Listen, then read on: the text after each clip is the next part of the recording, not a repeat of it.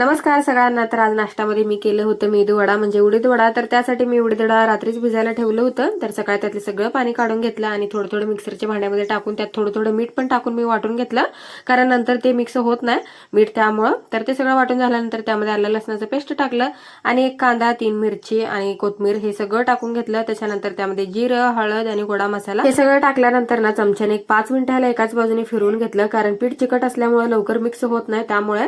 तर हे सगळं मिक्स झाल्यानंतर ना चमच्यावरून मी असं थोडं थोडं सोडून ना सगळे वडे करून घेतले. हाताला सुद्धा करून बघितलं पण तसं काय होत नाही, हाताला सगळं चिटकत होतं, त्यामुळे मी सगळं असं चमच्यानेच करून घेतलं. इथे झाले होते बघा आपलं मस्त क्रिस्पी असं उडीद वडा रेडी. दुपारी माझं एक पार्सल आलं होतं, ते उघडून दाखवायचं होतं पण माझं डोकं दुखत होतं ना, ते तसंच ठेवून दिलं आणि गोळी खाऊन शिवायला बसले होते. आज जास्त काय नाही, एकच ब्लाउज शिवलं. आणि हे चहाचं आणि माझं काय कनेक्शन आहे काय माहिती, चहा पिल्यानंतर डोकं दुखायचं थांबलं माझं. तुम्हाला जर माझं ब्लॉग बघायला आवडत असतील तर लाईक शेअर कमेंट करत जा. भेटूयात पुढच्या व्हिडिओमध्ये, तोपर्यंत बाय.